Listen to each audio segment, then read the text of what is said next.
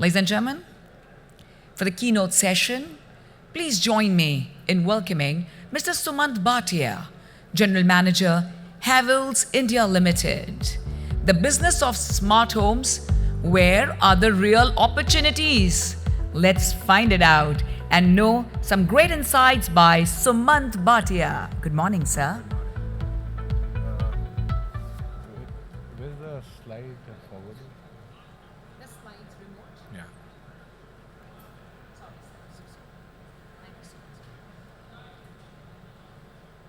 So good morning all. My name is Sumant and I represent Havells India Ltd. And over the next 15 minutes, I'll probably give you some insights which probably you all know, but maybe in a more structured format. So where is this business headed and what are the real opportunities is what we're going to be talking about. So broadly, if you look at the market overview, so the global market expected to exceed by 200 billion by 2030, which is a huge number. And when we talk about smart homes, a lot of categories get counted. So you can always take this number with a pinch of salt. But yes, the growth is happening. And in India, the adoption rate is increasing. It is still in the early adoption stage. But if we look at the India market, is amongst the fastest growing markets in the world with a 20% plus CAGR that we are talking about. So what are the key drivers? So key drivers are essentially, the penetration of IoT and connectivity, ICT penetration, which is really happening in India at a speed which is probably not matched in any other country across the world. Urbanization and premium housing is also something we are rapidly moving towards. And of course, rising disposable income. Despite the heavy income taxes that we pay, we still have some money left yet. So looking at, coming closer home, talking about the Indian home automation market. So this is a market which is, growing at the rate of almost 23% CAGR, and it will continue to grow. So at this point of time, if we were to put a number to this, would be in the vicinity of about 2,000 crores kind of a market. And most importantly, let's look at it more in terms of a non-number, in terms of the number of units that we typically sell, the households which are adopting. So that's an adoption number which is huge, which is already 12 million smart homes in the country and expected to grow at the rate of another, at the rate of about 12.8% till 2035. We'll continue adding these many number of, smart homes every year. And again, the key drivers are a huge penetration of wireless, internet availability, and of course, the fixed line wireless and the fixed line wired Wi-Fi connectivity inside the homes, which is in the last 2 years almost doubled. So a lot of work happening around that, which is going to drive this business into a lot more bigger possibilities. And another factor is the reliability factor. So I mean, maybe in the last 5 years, you'll see how stable your internet connectivity has become, which is also coaxing people to go in for more and more smart devices in their homes. So just to go back a little, how did this all happen? The evolution of the smart homes and how it is actually evolving from being luxury to necessity. So every customer would have his own set of, he would lie in a particular bracket. And companies like Havells, we address all the segments of these markets. So if you look at the phase one, when it actually started, was a very elite kind of an automation led by the Lutrons and Crestrons of the world. And in the phase two, the structured wired and wired systems started coming in, like KNX and CBus and Brus Pro based proprietary solutions started making an entry, which are still, everybody is still there. Nobody has moved out of the market. So that's a saving grace. So in the phase three, which is what we are now in, it's a market which is now slightly moving towards the DIY and wireless and Wi-Fi and Zigbee based solutions. And as we move towards phase 4, which is going to be more AI-led, which is which has just started to happen. So, merging of AI technologies into the the smart home logic is something which has just started to happen. And over the period of time, that's going to be your phase 4 as we move ahead in this market. Now, who are the consumers typically? So, who is buying the smart home? So primarily, I think the key 4 customers are your urban luxury villa and bungalows, the premium apartments. Then there are, of course, the high rises, the multi apartments, and the real estate builders who can actually give a very big flip, and the adoption is actually improving. And then the mid segment, which is the aspirational buyer. So this is people like you and me who are now gradually adapting these technologies in our home in small steps or in larger steps in home renovations. So this is another consumer segment which is gradually now opening up. Maybe 5 years back, if we were talking about this segment probably did not exist, but it starts to exist now.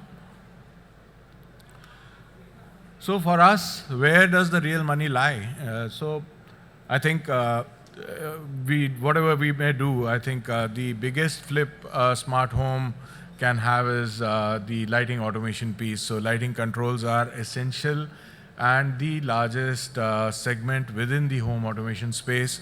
And that is what actually adds the most amount of drama in the home. It adds the wow factor, the aesthetics.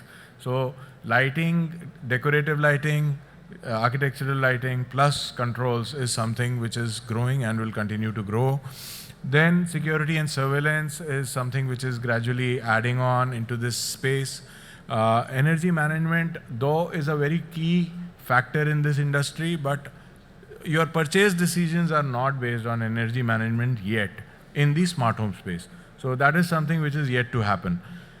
Coming to the smart, appliance ecosystem. So if you look at Samsung Things, you look at Havells Sync, Havells One, these kind of ecosystems are emerging, local ecosystems and international ecosystems, and you'll find a lot of people getting logged into ecosystems. So if I have a Samsung TV, I would prefer to have a Samsung refrigerator, and also I would prefer to have other switches and control devices which are compatible to and work within my ecosystem. So those kind of interoperabilities within the system with Matter and things like Samsung Smart Things coming in would also make a lot of difference. And then the most important factor, which is a market yet to happen, which is waiting in its wing, but the day it happens, I think it's going to be a hockey curve, which is the retrofit market. It's a completely untapped potential market, and this is where over a period of time, we should see a lot of action happening, and the analog switches moving out from, and the IoT based switches coming in and playing a smart role in the residential segment. Now, this is a perennial question for every smart home manufacturer, dealer, distributor, system integrator. Wired versus wireless. This is a debate which always goes on and will continue to, keep happening. So who's winning? So actually, if you look at it, yes, wireless is winning for now, but wired automation has retained its position, and that's the gold standard, and it will remain the gold standard for years to come. So when you need reliability, when you need scalability, and the projects are premium, it's wired automation, be it KNX or any proprietary solution for that matter, is all the way the gold standard in that space. But if you need a cost-effective, retrofit-friendly solution, then of course wireless, Wi-Fi, Zigbee, these are the solutions. But I personally feel, it's my own opinion, that going forward over the next few years, you'll see both IoT, wireless and wired merging together to form something which is more of a hybrid solution. And a lot of hybrid solutions are going to actually make a good space in this market. So we'll not have those kind of limitations as we have, okay, I want wired, but my ceiling is closed, so I can't draw wires anymore. So we will see a lot of emergence of these hybrid kind of solutions going forward. So from a channel strategy or a go-to-market evolution, if we see, traditionally we were selling all these solutions only through system integrators, and the key influencers were the architects and the interior designers who were recommending this in that space in the wired, especially in the wired segment. But if we look at the emerging go-to-markets, there are electricians in the IoT space who are now getting trained and are also going to, over a period of, I think because we work with almost 200,000 electricians being Havells. So we see that kind of spark coming in that market where these guys also want to upgrade their skills, and there are a lot of programs from NSDI, who are essentially training these people into IoT-based technologies, basic Wi-Fi technologies, to include this into their portfolio, and they start working as small little influencers. And of course, builders, developers, and partnerships would continue to happen, and retail and e-commerce strategy would also start emerging very strongly over a period of time. Finally, the business models that typically work, the winning models that work in India are essentially product-led, mass volume, lower margins kind of a market. So I think most of the companies adopt some pieces, or companies like ours adopt multiple pieces. So we operate in that lower end of the market also, and we also operate in the solutions-led, which is the premium margins market, which is the high end of the market. And of course, the platform ecosystem play, which we spoke about earlier. So how we build an ecosystem and lock the customers around our ecosystems of product, controls, lighting, and appliances. And then, of course, this is another area which a lot of work still needs to happen on the after-sales and AMC revenue streams, which are yet to happen. So towards the end, obviously, this is not an easy job. I've been here with Havells for almost 10 years now, and there are colleagues here who spent a little over 15 years in this industry. It's a very passion-driven industry. So there are challenges in scaling, which are essentially lack of standardization. So one company, multiple apps. So one solution works on one app, another solution works on another app. Those kind of standardizations happening into one cloud kind of a solution. Price-sensitive market. India is very, very price-sensitive. There is a huge amount of skill gap. So when you start going and hiring people, you really don't get people to hire. It's a fragmented ecosystem. So X does something else, Y company does something else. It's the customer is in the end, there's a lot of confusion.